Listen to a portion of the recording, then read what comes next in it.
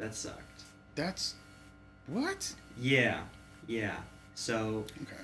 yeah, so like it would start off in sync, and then after about 10 seconds, so. And then this I just put up behind me. You've been here. You know, there's like a thing, a collage. There's a collage with lots of interesting pictures. Yeah, but. And now it looks like you slayed. Is that Tigger? And you peeled his skin off and threw it up on the wall. It's pretty awesome. This is like 9 feet by 9 feet of just like tiger fur that I got for like $20 downtown at the Fabric District. Nice. And for a while when I was in the shack, my old place, this was my carpet. Ah. And when I moved in here, I just folded it up, but I hung it up right here just to deal with the reverberation. Okay. Try and cut down that. Nice. So. What did the ladies say at the shack regarding the large animal fur? Oh God. On the ground. The shack was very embarrassing because number one, it was literally a shack. Oh no. It was. Were you ever at my old place? I don't think so. Okay. I think we would always like go to a restaurant or something. Yeah, there was a reason for that. It was like right by Sunset and Bronson. Okay. And this Armenian family, they owned a big house and they had like a little tool shed in back.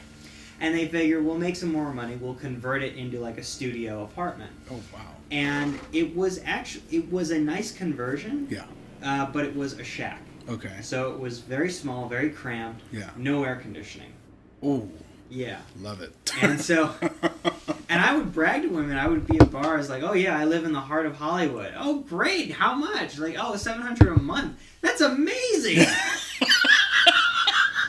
And then they'd come back and they'd be like, oh. Yeah. And they'd look around like, oh. Nice. But, you know, it's Hollywood, so if I've already gotten them there, they figure, well, I'm here already.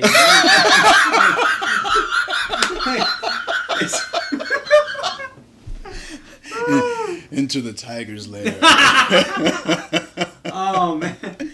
That's funny. Yeah. That's funny. It got so cramped that at one point I just brought in, I got this thing off of, again, Goodwill find. Okay.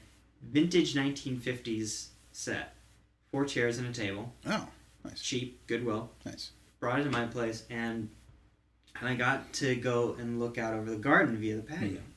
And so I would just put it out there and it was there for like over a year when it rained and shit. So yeah. So there was rust on it by the end, but nice. It's not rust then. It's weathering. It's weathering. That's right. You're adding character. Yeah. Where is?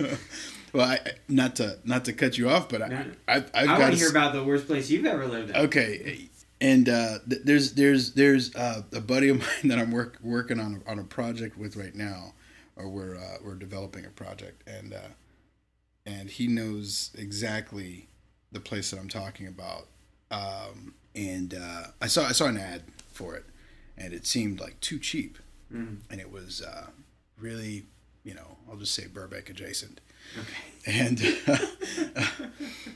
And so I showed up just literally out of the blue. I didn't think that I was going to do it, and all of a sudden I'm walking in, and I'm like, wow, okay, I'm doing this. And I remember I walked in. When you say you're walking in, you're moving in? No. I walked into the complex. It's this big complex. Okay. And they call it a hotel, right? So the name of it's a hotel. So immediately I'm like, hotel? Wait a second. Okay, they're advertising like these suites. Not suite. What do you call it? When you stay in when it's one big square. And it's, bathroom right there, kitchen right there, a bachelor gotcha. Apartment. Okay. Yeah. So I'm thinking, it's an apartment building. Uh-huh. And I show up, and it has the name motel. And I'm thinking, okay, why do they have to call it that? And why can't they call it apartment? So I walk in, and I smelled food, incense, and weed at the same time. Right when I walked in, and I was like, whoa. what's all this? So so I come in and the lady at the front, who was I'll just say, okay, she wasn't friendly. I'll just say that. I'll just say she wasn't friendly. But she's like, oh, you want to see the room? Oh God, this story is just terrible. Yeah. Oh man, you got it, man. You're already here. So I go and check out the room, and I'm looking around, and I'm like, I'm thinking to myself, well, it's not absolutely crappy, mm-hmm. And I could probably stick around for maybe a month, maybe just kind of hang out and then bounce somewhere else, if mm-hmm. possible. And so I go and I give my deposit.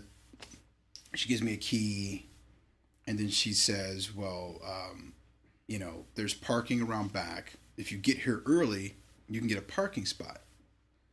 And I didn't know what that meant. And then I walked around the side, and I saw this 20-foot fence with barbed wire on the top. And that's where you were supposed to park. And I'm thinking, why would you need barbed wire to protect cars? I had no idea why. And then I saw why. The neighborhood, it wasn't terrible. It's not terrible. And the people who were there are actually nice, and there's families and all this kind of stuff. But you know how the mind works, You see something like that, you're already assuming the worst. Mm-hmm, mm-hmm. So anyways, I pull my car in, I start moving stuff in, and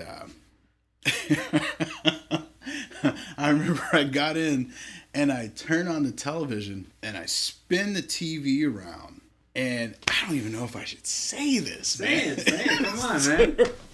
I spin the TV around, and thugs, they'll go into bathrooms and they'll take a knife or a razor, and they'll tag their name or do, stuff like that. They'll put writing on the wall or on the mirror. Uh-huh. Well, this was on the side of the television. And it said 187, which is the police code for homicide. Right. And it said the assumed N-word. I remember it's okay, you're black. You can say it. I've been sanctioned. I have the black card. Yes. I have the black card. And I just remember looking at it, and the first thought that went through my head was, okay, who saw that I moved in here? And who wrote that on the side of the TV? Now, of course, my black conscious side comes back and says, no, sir, you cannot consider yourself that word. But, other people, you can't control what other people think. Right. So immediately I'm like, holy crap. Okay, what's going on here? Did somebody come in while we were gone and write this on the side of the thing? So this is your TV. No. They had TVs in the room, like big, ugly old TVs. So that thing might have been there for like 3 years. It might have been there for 3 years, but I didn't know that. Right. So I'm thinking, okay, there's something going on that I don't know about. So I'm having this I'm scaring myself. Not scaring myself, but I'm like, I'm a little on edge, I'm like, do I have to protect myself? That was the beginning. That place had, oh God, that place had roaches. I never, ever in my life, I was in battle, day in and day out. I had the roaches? I had the motels, the roach motels. I had the sprays. I had the whole thing. This was when I knew I had to move out. Mm-hmm. Was that one time at 4:00 in the morning, the neighbor upstairs and to the right, I could hear him. Oh, jeez. And I knew that a roach got him in the bed. Oh. And he woke up and saw a roach or felt a roach on his body. Oh. Because you could hear just like, what the and he throws stuff and what? There's all this noise and commotion at like 4:00 in the morning, and I'm turning like, really, dude? Like, what's going on? The very next day there was exterminator and all that kind of stuff. Right. But I guess on a scale of things, it's not that bad, and there's people in parts of the world that are living far worse than that. That's true. And so ultimately I can't complain, and I'm just being a sissy whiny baby about it, but it was an interesting experience. I'll definitely say that. I've been going on for way too long about roaches. It's okay. It's okay. So let's backtrack then. Okay. To the beginning? To the beginning. So, let's erase all of that. Let's go over the story of how we met. Okay.